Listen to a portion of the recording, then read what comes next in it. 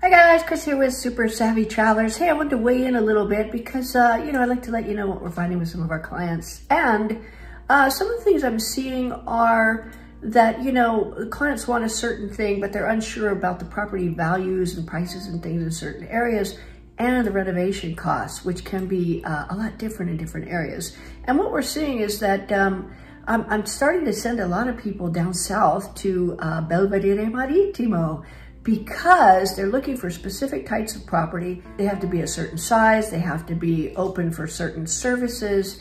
And while these things exist up in Tuscany, you're gonna pay a pretty penny for them. And you're gonna pay a lot more for renovation costs. So even a pretty large budget might not stretch to exactly what you want up in Tuscan area. Now that said, we are definitely looking for and finding some really good property values up there. And we'll soon be taking a deep dive into the renovations with Lorella up there and let you know what the costs and all the associated things are with that. But that said, down in our Riviera di Cedri, the Scalea area and some of the areas in and around Scalea and Santa Domenica Tilao, prices have gone up. Wonder why? In any case, Belvedere Marittimo has been spared, but it's so beautiful down there. And the prices are wonderful.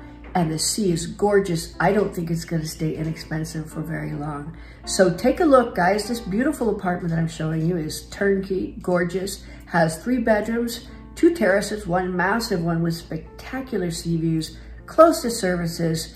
You're gonna love this one. Take a look, guys.